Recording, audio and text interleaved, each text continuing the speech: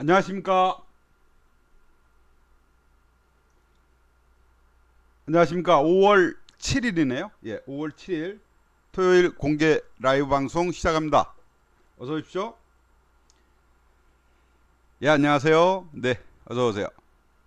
음, 자, 이 전 세계가 지금 금리 공포에 상당히 어려움을 겪고 있습니다. 그동안 저금리 시대에 너무 빠져 있었긴 했죠.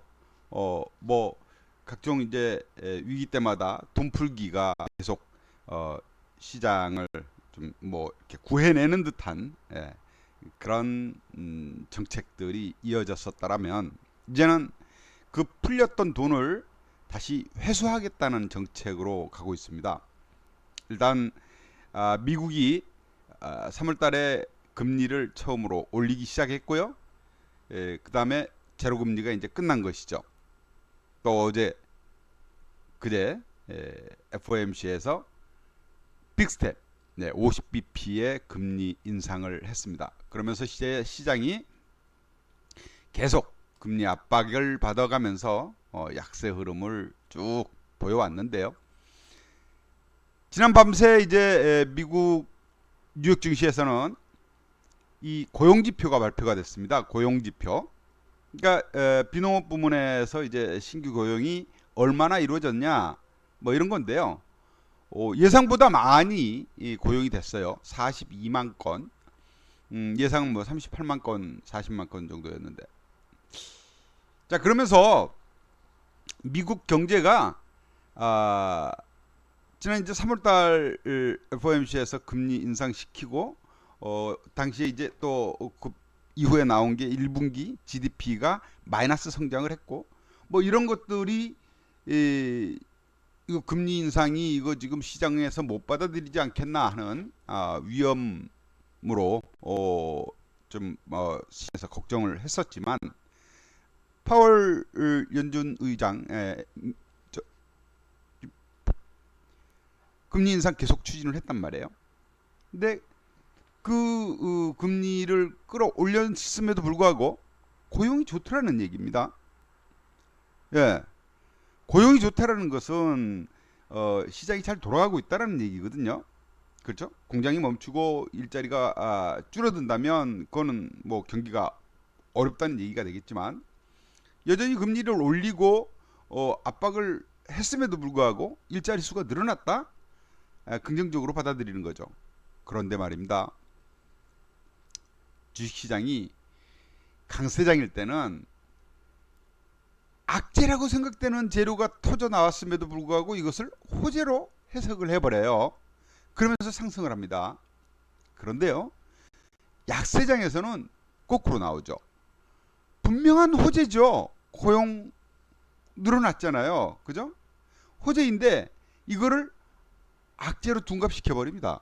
지난 밤새 미국 주식이 또 빠졌는데요. 빠진 이유는 고용이 좋게 나와서 빠졌어요. 왜요?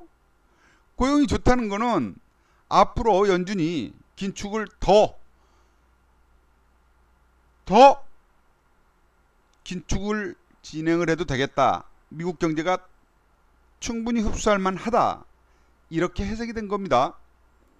그래서 앞으로 더 금리가 오를 것이고 그렇게 되면 그 금리 압박으로 주식시장은 안 좋을 것이다. 뭐 이렇게 이제 보는 것이죠. 그래서 지난 밤새 이제 보니까 금리가 상당히 큰 폭으로 올랐습니다. 자, 그림을 보시면 미 국채 10년물 금리 이게 이제 가장 많이 우리가 이제 참고로 하는 건데요. 일간으로 보시면 이래요. 일간. 와, 가파르게 상승하죠? 이게 일봉입니다. 일본으로 보면 올해 들어서 올 이제 3월 달부터 막 가파른 상승이죠. 올 들어서 계속 이제 작년 말까지는 제로 금리로 그냥 갔다가 이제 3월 달에 금리를 인상을 시켰고 그러면서 이렇게 가파른 상승세. 그다음에 다시 0.50bp, 0.5% 포인트를 추가로 인상했고 이런 상태. 앞으로 그러면 어찌 될까요? 6월, 7월에도 연속해서 50bp씩. 그러니까 7월달 되면은 지금보다 1% 금리가 1%포인트 더 올라 있는 꼴이 되는 겁니다. 현재 미국 기준금리는 0.75에서 1%예요. 근데 7월달 되면은 7월 FOMC가 끝나고 나면 2%까지 오른다는 얘기가 되고, 연말에는 2%대 중반이 될 것이다라는 전망들입니다. 2.5%까지 목표로 하고 있다 그래요. 자, 일봉으로 보니까 이렇게 가파르게 오르는 게 보이는데, 이거 가지고는 뭐 우리가 알 수가 없어요. 주봉 가지고도 알 수가 없어요. 왜냐? 위가요. 어딘지. 보세요. 주봉으로 봐도 와, 이건 뭐 어디가 고점이야, 어디가 저점이야, 이게 안 나옵니다. 이게. 그죠? 예. 여기 이제 2019년인데 이거 뭐 위에 한참 위에네요. 그죠? 자, 월봉으로 보니까 이제서야 보여요. 이게 2018년도에 찍었던 자리, 여기까지 지금 이미 금리가 올라와 있네요. 국채 금리가. 자, 요거는 이제 윗꼬리 달린 거니까 금방 돌파 뭐 가능하겠죠. 이래 되면 그 다음에 어디예요? 2011년 이후 거의, 그러니까 10년 내 최고 수준이 현재 금리 수준입니다. 국채 금리 10년 내 최고. 자, 이렇게 되면 미국 기업들 좋은 시절 끝난 거예요. 특히 성장주, 기술주, 빅테크 기업들이나 뭐 기술주들은 대부분 퍼가 높게 잡혀 있는 성장주로 잡혀 있지 않습니까? 이들 기업들은 수익에 비해서 주가가 고평가되어 있단 말이에요. 부채도 많은 편이고요. 이런 기업들이 금리 인상에 바로 직격탄을 받게 되죠.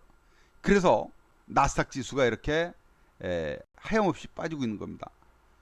연중 최저 계속 지금 또 지하실 팠죠.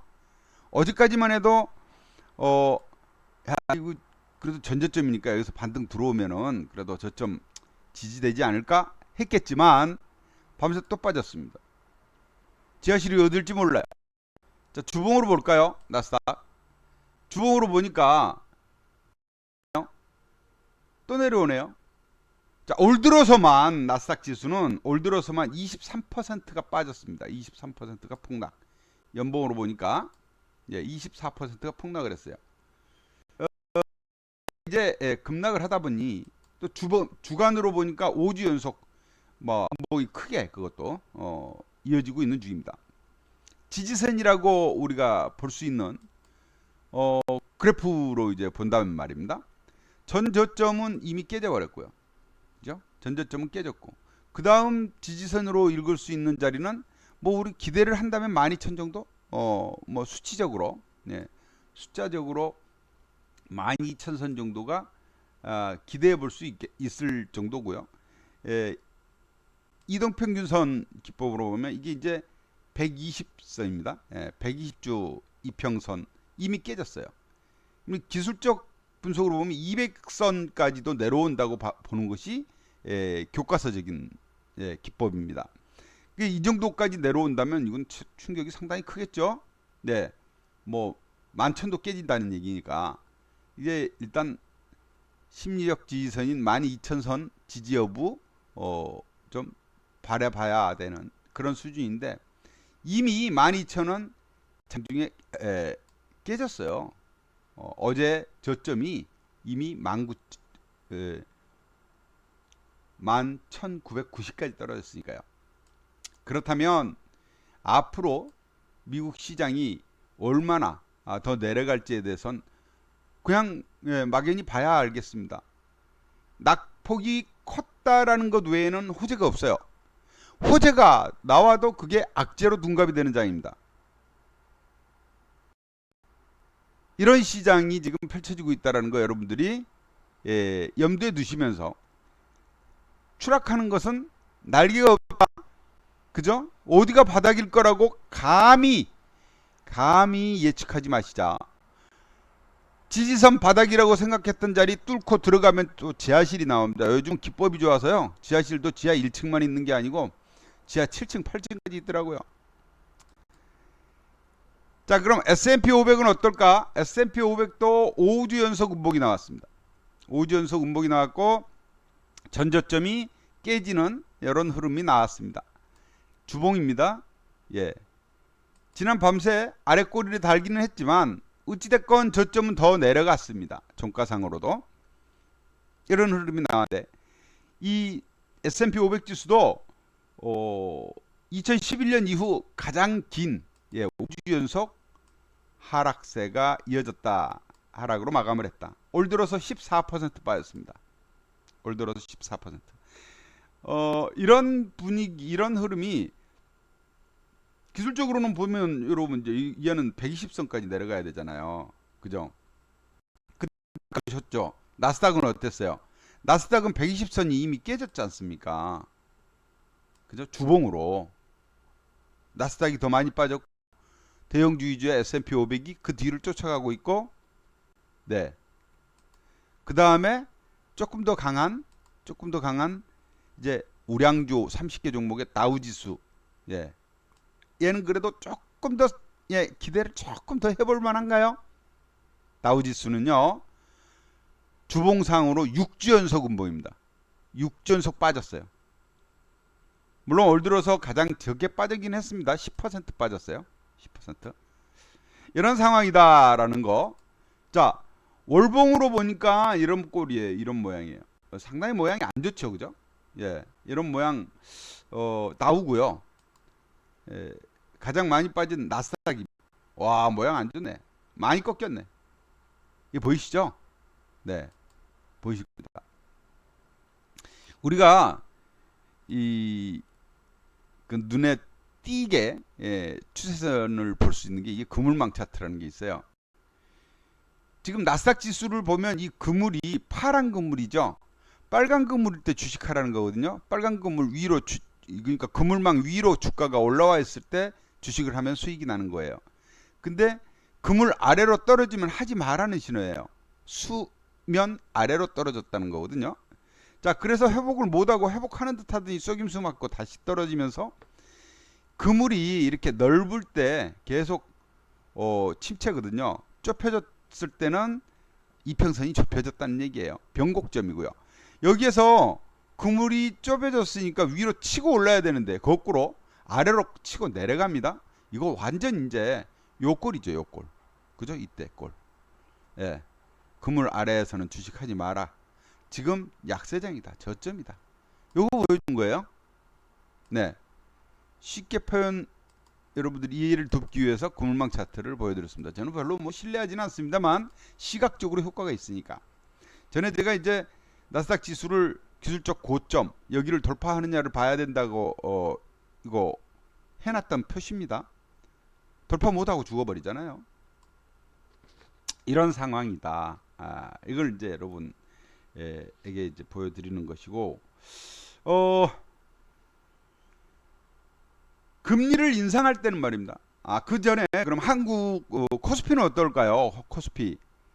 코스피는 이에 비하면 상당히 선방 중입니다. 코스피는 그에 비하면 주봉으로 보면 2주 연속 음봉이긴 하지만 그냥 옆으로 횡보예요. 아직 그죠? 아직 횡보.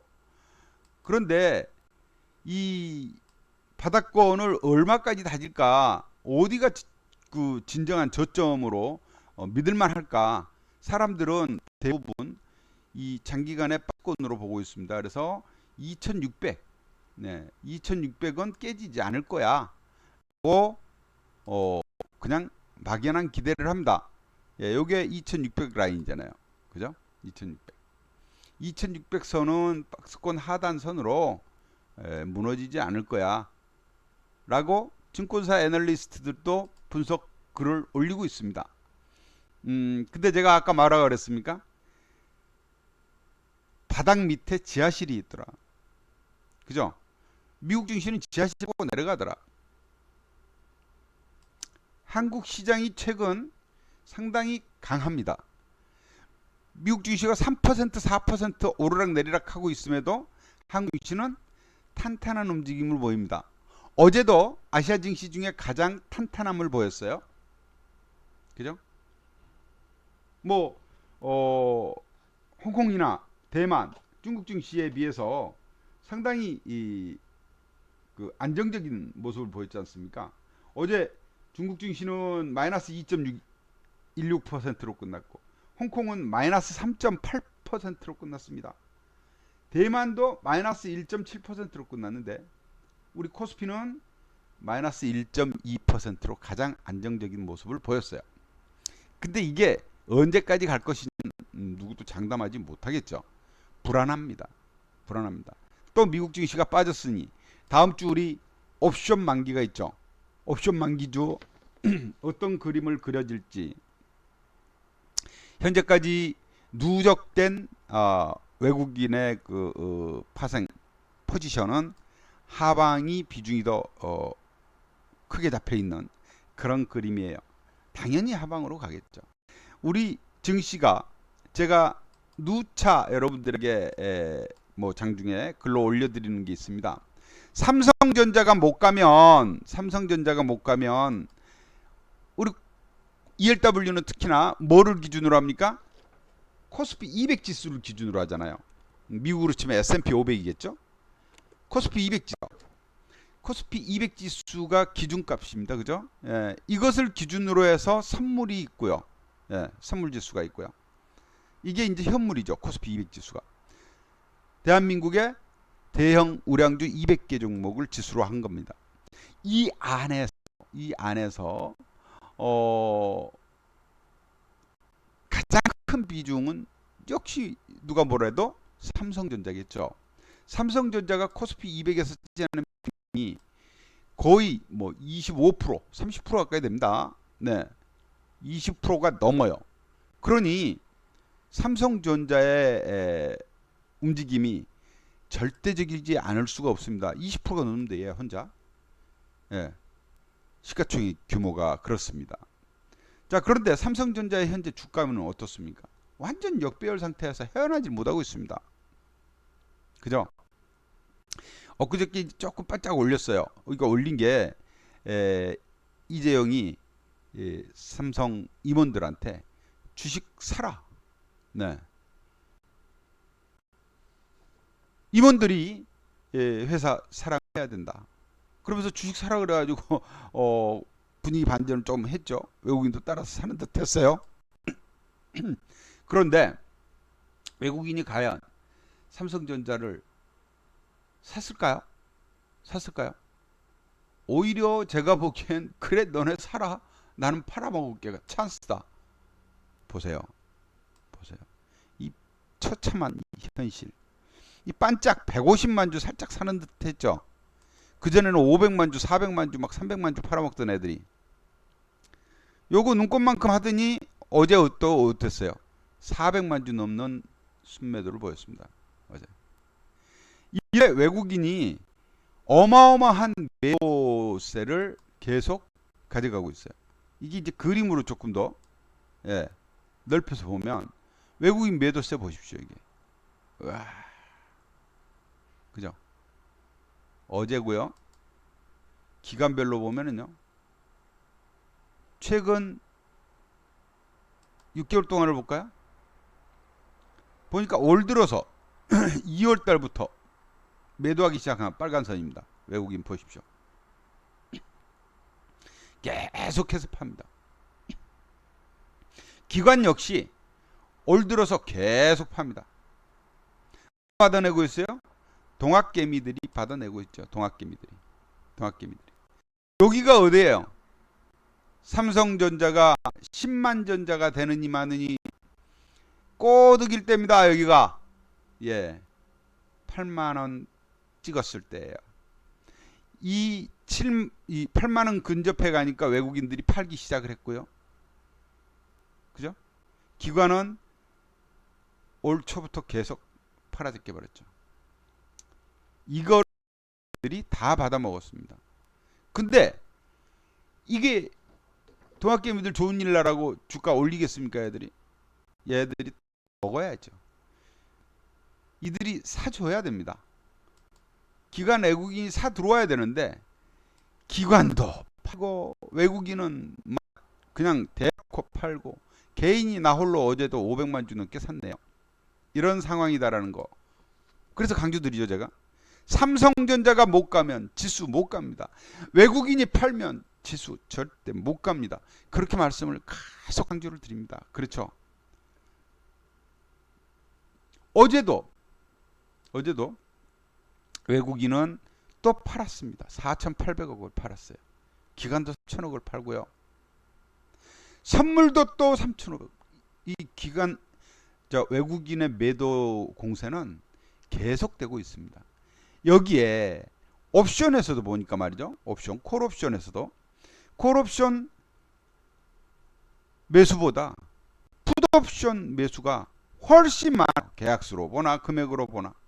맞습니다. 그죠? 기관도 콜옵션을 금액으로는 한 9억 정도 산 것 같지만 계약수 43,000계약을 팔았습니다.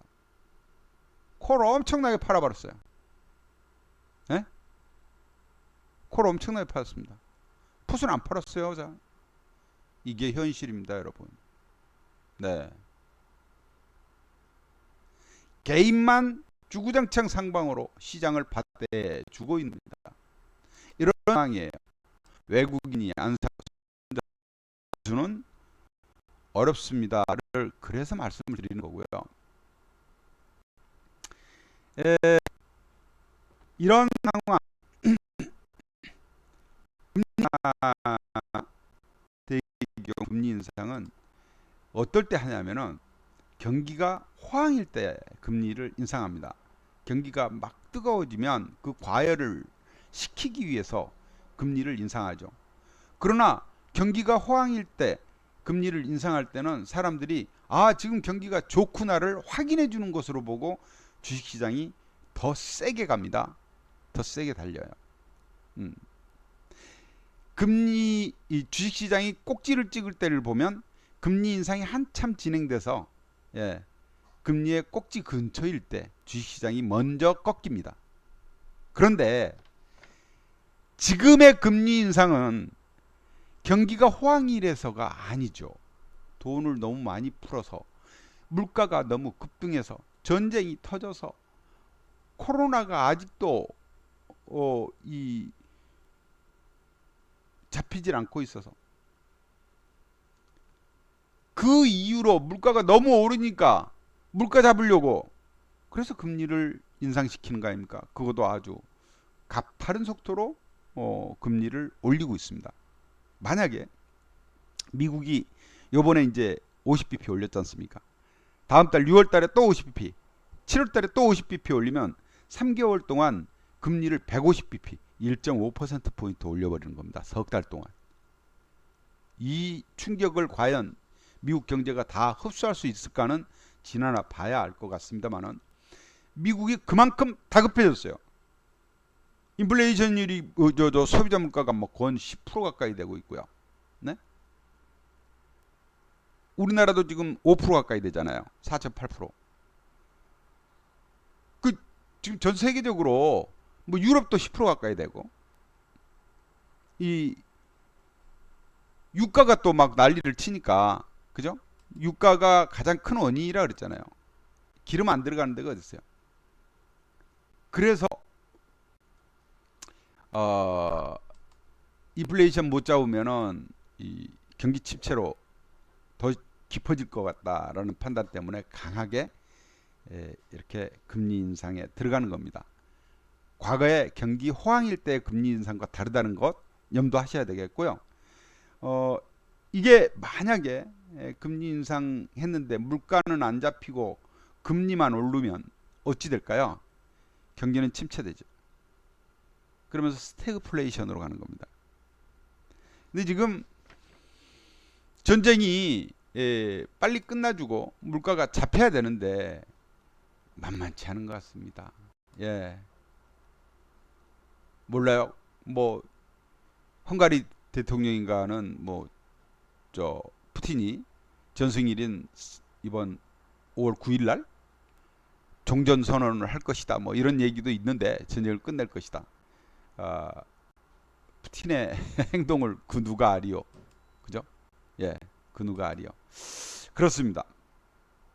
그래서 어, 시장을 이제 전망하는, 사실 그 지난달 말에 5월달 증시를 예측을 한 이제 그 증권사들의 이제 분석 리포트들이 나왔는데 5월달 예측이 지수 2600이 최저선이었어요. 전망이. 예. 그리고 2800까지 뭐 이렇게 낙관적 긍정적으로 보더라고요. 근데 이제 바뀌었습니다. 일주일 지나니까 바뀌었어요. 어떻게 바뀌었나? 단기 2600. 그러나 중장기로는 2400까지 보고 있습니다. 2400. 단기 2600이고 단기가 2600 박스권 하단이죠. 그죠? 근데 중장기로는 일본어로 안 되니까 주번으로 볼게요. 중장기로는 2500은 낙관적인 쪽이고요. 2400까지 보네요. 2400. 여기까지. 이게 뭡니까? 딱 보면 여러분도 보여야 돼요. 이제 요 라인이 조금 확대해야지 더 잘 보이겠네. 그 사이에 뭐가 있죠? 빨간 선이. 요게 200주선이에요. 200주선. 빨간 선. 200주선. 200주선까지 내려온다는 얘기가 되는 거예요. 200주선이 지수가 얼마예요? 200주선이 요게 2467이네요. 현 2450 정도. 요 정도 선까지 내려온다는 얘기가 되겠네요. 중장기적으로. 여러분 이제 이때까지 그냥 꾹 붙고 좀 뭐 하시겠습니까? 네?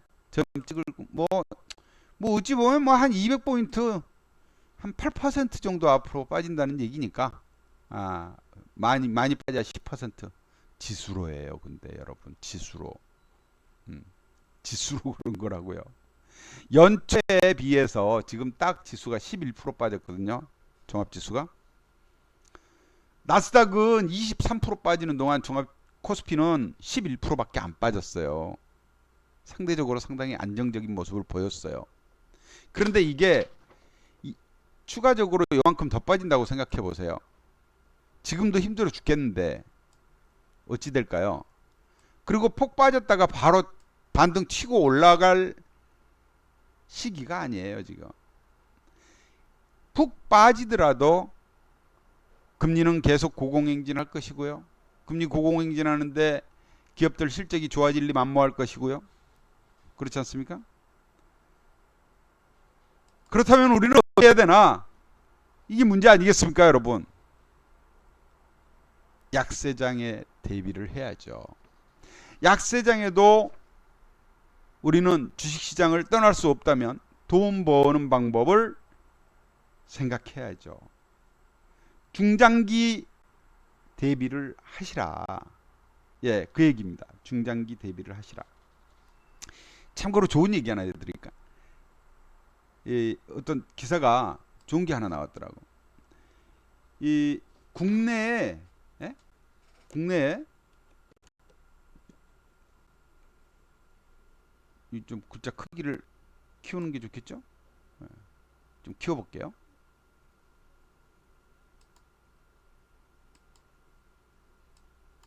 보겠습니다. 왜 이래?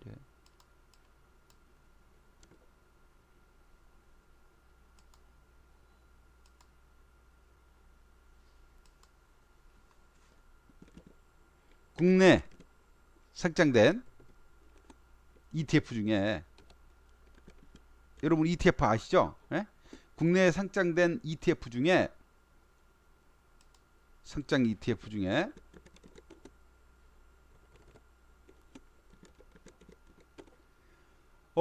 최근 3개월 동안 최근 3개월 수익률이 1위인 종목이 뭐냐? 뭐 같아요? 1위인 종목. 수익률 1위인 거. 미국 장기 채권. 예? 장기 채권 선물 고버스. ETF예요. 요게 몇 프로 수익이 났냐? 27.33% 수익이 났답니다.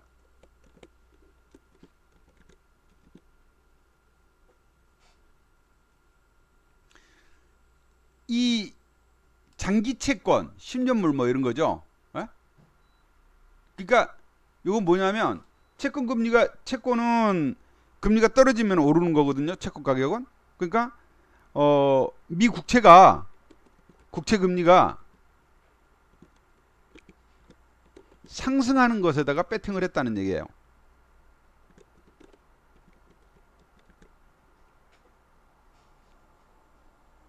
그렇잖아요. 지금 미 국채 지금 얼마가 지금 올랐습니까? 보여드렸잖아요. 그죠? 예? 미 국채가 이렇게 올랐는데 여기에다 배팅 안 하고 누가 하겠어요? 뭐를 하겠어요? 예. 이렇다는 얘기입니다. 여기에다 배팅을 해야 되겠죠. 그죠? 3개월, 최근 3개월 이렇게 오르는데. 근데 앞으로도 지금 이런 세상이 다. 이게 그러니까 시장 하락에 배팅하는 방법이죠. 근데 우리가 뭐 ETF 투자 이런 거는 이제 좀 익숙지 않기도 하고 돈도 좀 들어가야 되고 ELW 매매하면 되잖아요. ELW 매매하면 그죠? 응? 물 매매하면 수익 낼 수 있지 않습니까? 자, ELW는 지수가 하락하면 먹을 수 있는 푸시라는 놈이 있고요. 그죠? 예, ELW.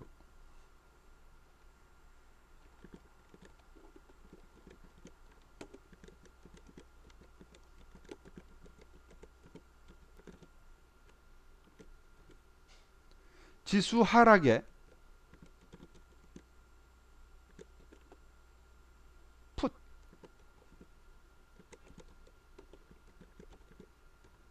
그죠? 반등할 땐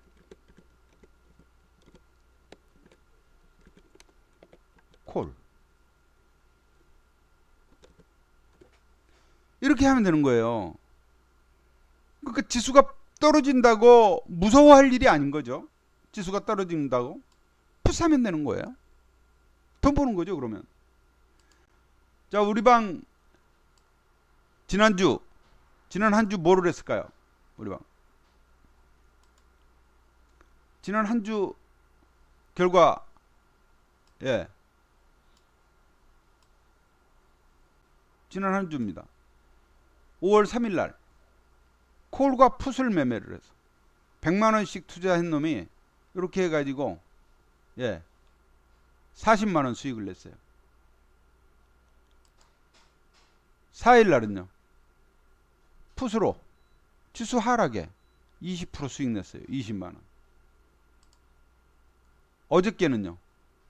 어제 6일 날은 풋을 쪼르륵 풀어 가지고 113만 원을 수익을 냈어요. 113만 원. 그래서 5월물 현재 유료방 5월물 들어가지고 뭐 손해 난 날도 있어요. 예, 손해 난 날도 있고 수익 난 날도 있고 현재 900만 원, 914만 원 수익 중이네요. 5월물 들어서 이제 다음 주 한 주 남았습니다. 한 주 남았어요.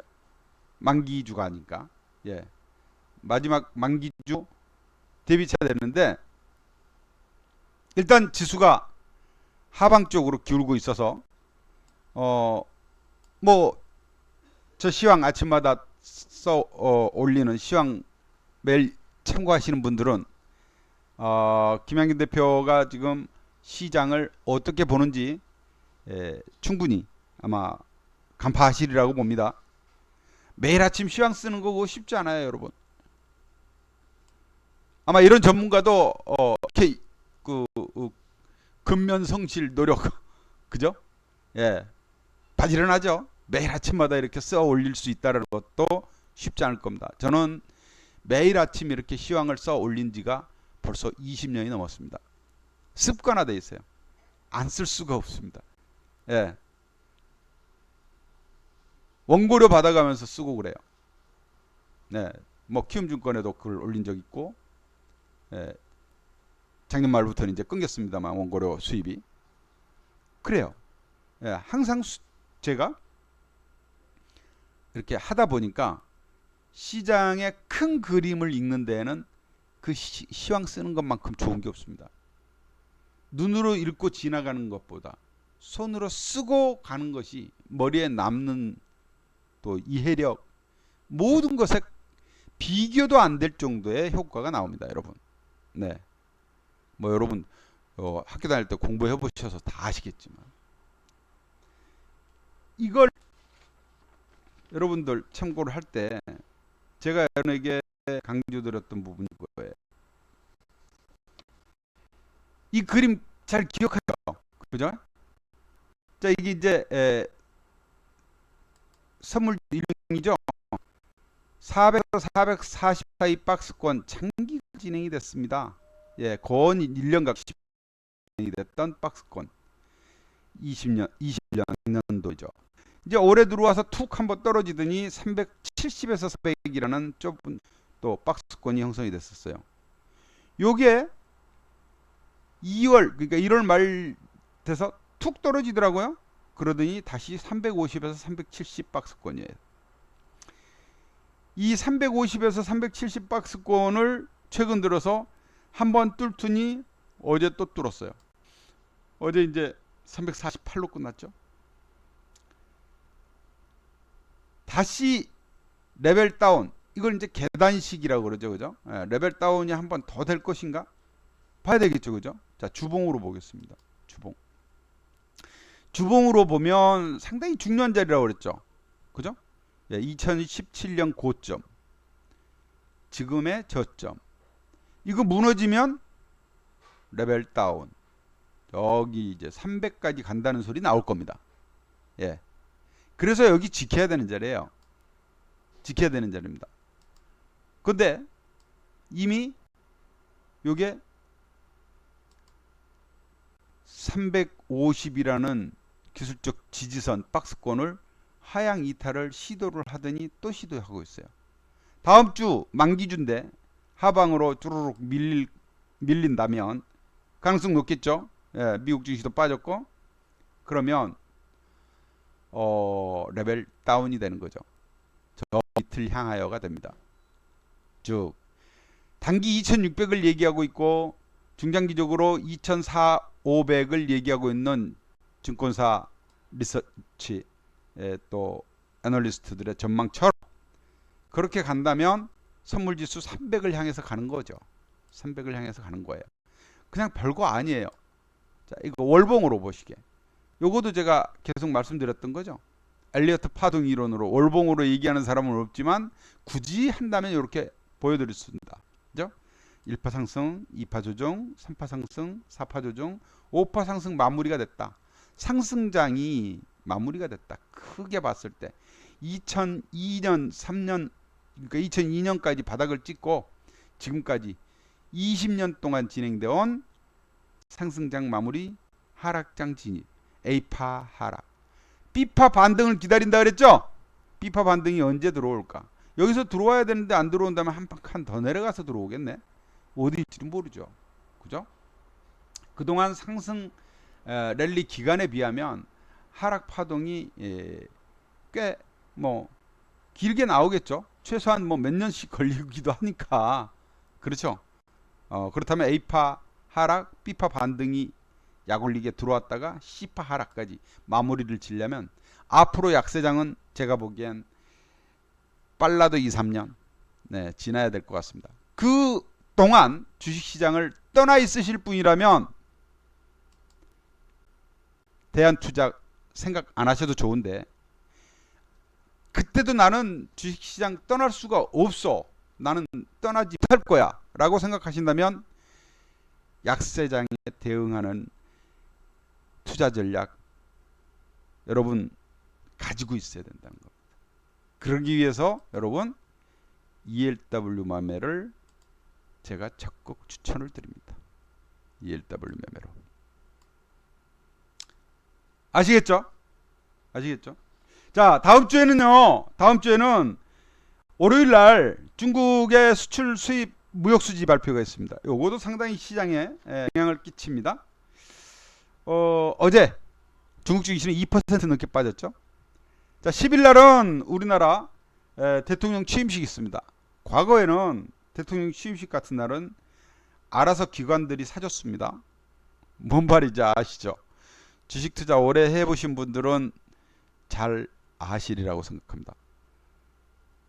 이거 축하해야 될 날이기 때문에 박수 쳐주는 거거든요. 근데 요즘은 아닌 것 같아요. 왜? 그걸 이용하는 외국인들이 있고요. 기관이 그렇게 힘이 세질 않아요, 이제. 그래서 10일 날 이거 어찌 될지 한번 봐야 되겠고. 그리고 이제 11일 날이 수요일인데요. MSCI 반기 리뷰가 있습니다. 그래서 이날은 종목들이 MSCI에 이제 포함되는 종목과 빠져나가는 종목 해가지고 흔들림이 있습니다. 그리고 지수도 변동이 좀 생기고요. 그 다음 중국의 물가 상승률, 인플레이션율이 발표가 됩니다. 그래서 11일 날도 상당히 중요해요. 또 11일 날 저녁에는 밤에는 미국의 인플레이션율 발표가 있어요. 중요하죠. 이런 것들이 줄줄이 기다리고 난 다음 12일 날 우리는 옵션 만기일이 기다리고 있습니다. 예. 다음 주 재밌겠죠? 다음 주도 매우 재미있을 것으로 보입니다. 네. 이런 쪽에 여러분들 대비하는 그런 전략을 세워놓고 시장 대응하시라. 자, 우리 시장 무엇보다 주식시장은 이 서로 주고 받고 사고 팔고잖아요. 사자가 많으면 호가가 올라가는 거지 않습니까? 손님 없으면 가격 내려놔야죠. 그래야지 팔리잖아요. 그죠? 누가 사느냐가 중요하죠. 와서 100원어치 사가는 손님 100명 있어봐야 만원밖에 안 되거든요. 근데 한 번 오면 한 10만원어치씩 사가는 손님 있으면 그 손님이 대박이죠. 그죠? 우리 증시가 딱 그겁니다. 개미들은 그냥 왜 개미라 하겠어요? 작은 힘이 모여져 봐야 모래성 같은 거거든요. 쉽게 흐트러져요. 뭉친 힘이 없어요, 개미들은. 특히 우리 시장은 현물보다 선물 시장이, 파생 시장이 월등히 크다라는 걸 잘 아시죠? 보십시오. 현물 하루 거래 대금이 10조 정도 커피가 데 비해 선물은요 한 20거든요. 10만은 2.5배 이렇게 차이가 나요. 그러니까 시장이 현물 시장을 꼬리가 흔드는 시장이에요. 그 외국인이 현물을 조금 사더라도 선물에서 잔뜩 팔아버리면 지수 빠지지 않습니까? 근데 왜 외국인이에요? 왜 맨날 외국인 해요? 개인이 훨씬 현물을 많이 사고 팔고 하는데 선물에서 보시면 답이 나오는 거죠. 기관하고 개인이 합쳐야 외국인의 3분의 1도 안 됩니다. 이런 실이에요. 그러면 외국인이 사야 되네. 그죠? 외국인이 긍정적인 시각으로 사들어와야 되는데 아까도 말씀드렸듯이 외국인은 안 사요. 특히 대장주 삼성전자를 주구장창 팔아요. 외국인이 파는 이유 뭐가 있겠습니까? 자, 보시면 달러화가 지금 세계 그 돈을 금리를 막 빅스텝으로 올려버리고 돈을 회수하겠다고 드니까 가장 안정적인 화폐가 뭐겠습니까? 달러화 아니겠습니까? 그죠? 달러화 가치가 지금 어때요? 주봉으로 봐도 답이 저 위에죠. 지난번 팬데믹으로 갑자기 축 치솟았던 요 자리까지 지금 와 있고 그걸 뚫고 가고 있어요. 월봉으로 보시면 확실히 보이죠. 자, 사상 최고가 나오나? 그죠? 예, 사상 최고가 나와요. 달러 가치가 사상 최고 고공행진을 하고 있다. 그러면 원달러 환율 달러가 비싸 환율 오르는 건 당연하죠. 그래서 환율이 지금 고공행진하는 겁니다. 1270원대예요. 주봉으로 봐도 자, 환율이 오르면 여기는 환차선 우려 때문에 주식을 판다, 안 산다, 그죠? 요 팬데믹으로 2020년 3월달 잠깐 치솟았던, 그래서 1300을 넘었던 이 시절 이후 최고입니다. 근데 지금은 탄탄하게 쭉 오르고 있기 때문에 달러가 강세고, 요걸 뚫고 올라가는 거는 시간 문제예요. 이 정도라면 외국인 매수를 기대할 수 없는 것은 여러분이 기본 지식이 됐죠. 기본 상식이죠, 그죠? 네, 외국인이 안 사주면 시장 못 간다라고 강조드립니다. 중장기 전망 증권사 애널리스트들도 2400, 2500선까지 코스피 보고 있다. 이거 여러분들 잊지 마시고, 지금 우리나라만 이러는 게 아니다라는 거, 대만 증시마저도 그 타나다 증시마저도 연중 최저점으로 내려오고 있다. 예, 삼성전자만 그러는 게 아니라 TSMC 대만 반도체 가격도 연중 최저점이다. 그냥 막연히 삼성만 그러나? 왜 그러지?가 아니라는 겁니다. 삼성전자 해외 DR 시세, 삼성전자 국내 가격도 삼성전자가 못 가면 지수는 못 간. 아주 쉬운 공식을 여러분들에게, 공식 같은 것을 말씀드린 겁니다. 자, 다음 주 옵션 만기입니다. 예, 옵션 만기주 여러분, 저와 함께 약세장 대비하는 대응 전략 같이 세워볼 때입니다. 여러분, 주저주저 하지 마시고 발 담그세요. 이번 만기 뭐 며칠만 할 거 아닙니다. 최소 3년이라고 말씀드렸어요. 약세장이 끝나려면 앞으로 한 3년 정도는 지날 것 같습니다. 제 판단으로. 그래야 경기가 정상 궤도로 다시 회복 국면으로 갈 것으로 보여요. 자, 멀리 내다보는 투자자 분이시라면 여러분 대비하시기 바랍니다.